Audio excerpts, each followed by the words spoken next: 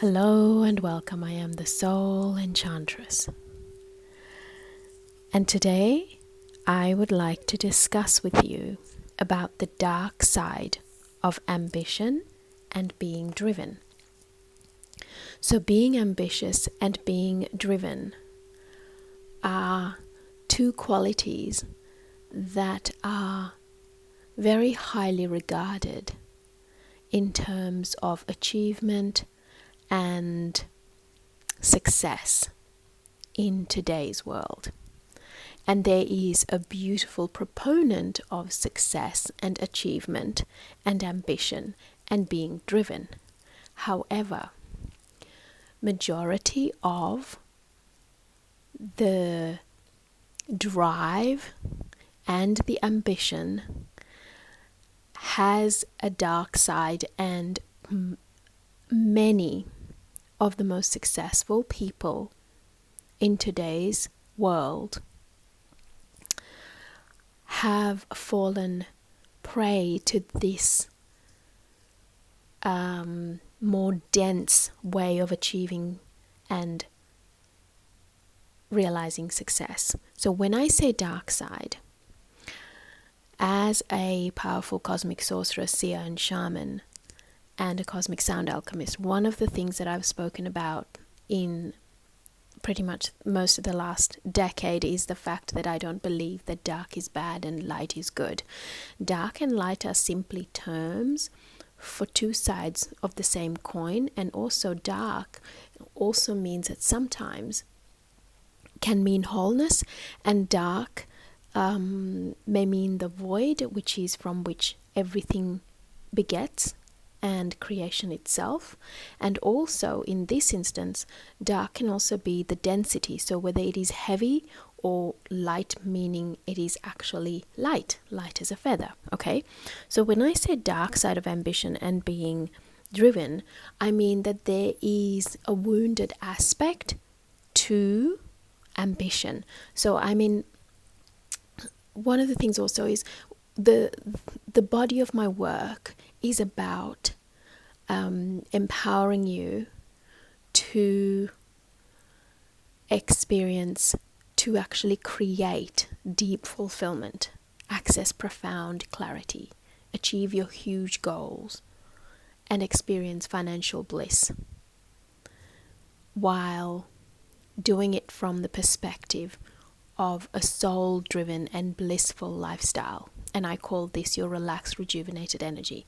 And because my clients and who I work with are very high-profile global business leaders, entrepreneurs, CEOs, and high achievers, I see this pattern not just in my clients sometimes, and I help them to overcome it, obviously, but I see this pattern in world leaders, very high profile, successful people in every genre and in every industry that exists. Okay, so it's not something that the super successful actually kind of suffer from, and the reason I use suffer, I don't actually use words like that, but I am using it in this case because it is from a wounded perspective, and you really are instigating suffering on yourself more than anyone else, because you're driven from this wounded state, because your ambition and your drive comes from this wounded state. But it's also not just for those who are super successful. The dark side of ambition and being driven can also impact those who may not be as successful, or even if you consider yourself to be someone who is not ambitious at all, but there could be a driving force behind the actions you take and the way you are closed from accepting certain things could actually be driven by these same criteria. So keep an open mind when you listen to this message. Okay, and more than likely, if you have picked up this message, there will be wisdom and insights in it for you. Okay, so here we go. And as always, this message is channeled, so I have no idea what is going to come out of my mouth.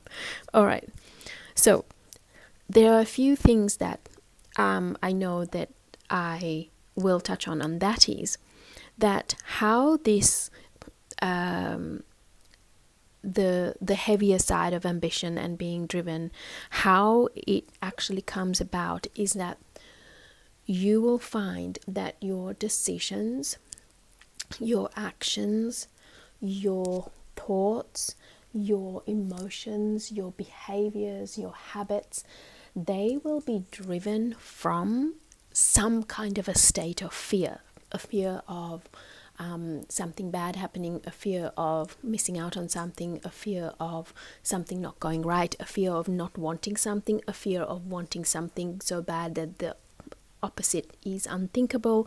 So fear comes in many forms, and most people think that when I say fear, it means like, oh, you're afraid of something. No, because a fear is the real essence of what you're driven by, and you may not be driven by a peaceful and harmonious state of being. You're actually driven by some kind of a fear. You are running towards something, or you're running away from something out of fear.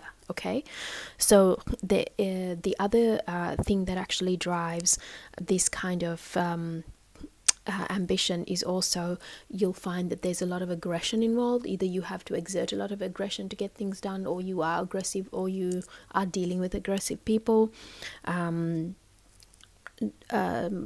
Domination. So again, the need to control or the need to dominate something, someone else, or you are being dominated or being controlled. The other aspects of it can also come from a need for destruction. So it could be self-destruction tendencies. So you're sabotaging yourself because you're going through a loop or a pattern of behaviors or emotions or thought patterns or habits that you're constantly acting out on. So I mean, this even comes to play when it comes to money, and many entrepreneurs do this, or even business leaders. It doesn't matter your level of revenue. You could be, in the millions, the thousands, or the billions. And how that works is, when you get to a certain level of revenue, you will sabotage it or do something so that the tap turns down, and then you will start again. Or it comes to bank accounts, where you will deplete your bank account to a certain level and build it up again. So these are your ceilings and floors of income levels, and that is a destructive pattern as well, even though you wouldn't think of it as being destructive. Do you understand what I'm like? Does that make sense? So destruction comes into play. Destruction can also be that stemming from a fear of that if it gets so good, then something will destroy that happiness, whether it is to do with money or whether it is to do with the relationship or even health, and therefore you destroy it yourself. Most people play this out in relationships, where they will destroy the relationship because when it gets too intimate, or to a stage where it's a next level of commitment, or maybe it's to have a child, or it is doing something together, so you will destroy your happiness, destroy your relationship, destroy and create arguments. Arguments arise because of this in relationships, where you're actually destroying the peace. Does that make sense? So you're destroying the harmony and the peace that actually exists.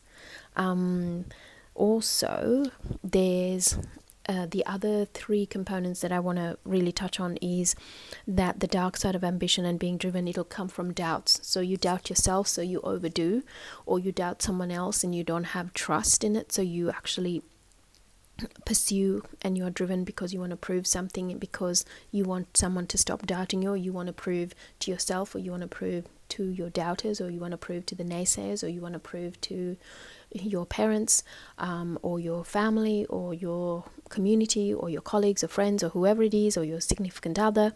So it's driven by doubt. There's shame and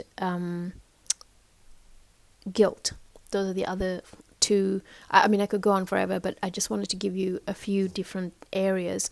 And so it could be something that maybe you've had a failure, you're ashamed of it, so this drives you. A lot of successful people, they never want to be poor. It drives them. And sometimes it is maybe a business failure, so that shame of that drives them to never fail that way again, or never to be ridiculed that way. So then they step into this overdriven, over ambitious side of achievement and success. And the other one is guilt. So maybe you feel guilty that, you know, your parents or someone did too much for you, you need to do something else. And this is actually comes from this beautiful martyr aspect, almost, where you want to give back for what you've given, but that guilt is actually just this toxic and festering and ugly resentment building energy that you're driving from in order to build your business. Does that make sense? So that when you actually then have that success and that achievement, what spills over is different other reasons for being guilty. Maybe you didn't spend enough time with your spouse, maybe you didn't spend enough time with your children, maybe you actually haven't spent enough time with your parents, or whoever it is that you actually this guilt that's driving you to do better, to give more back, and you haven't actually you've missed out on some other aspect with them. Does that make sense? So, but all of this also comes to another point that I want to make, and that is that it's also driven from a wounded sense of receptivity. So what you're receiving from a very wounded state, and what you are, and a wounded action. So it's like when what you're doing, you are actually doing out of a wounded state. So I hope that this kind of makes you open your mind and ask yourself, what really is your driving force? Like drill it down, and you will get to one of these things. And what makes you so ambitious, you know, and see where these themes are playing out. And as always, I would love to hear from you, and also if you are ready to heal these aspects so that you can come from a beautiful and peaceful and blissful and serene and tranquil space to create and to achieve success, and for your ambition to be sort of flowering from that energy, and to be driven from that energy, so that everything you create then spills out even more of that sacred prosperity and serenity and financial bliss, then I would urge you to access my sacred wisdom library and cosmic sound temple, and make stepping into this library and sound temple that I have created, which is my life's work, make it a sacred practice every day to step into it and to partake of something from it. And you can do that for 3 months, or I have a 12-month subscription. And your life, your business, and your being, your relationships, and your health and vitality, like, you will be a completely transformed person. I wish you so much joy. I am the Soul Enchantress, and I invite you to visit me at soulenchantress.com. Joyous blessings.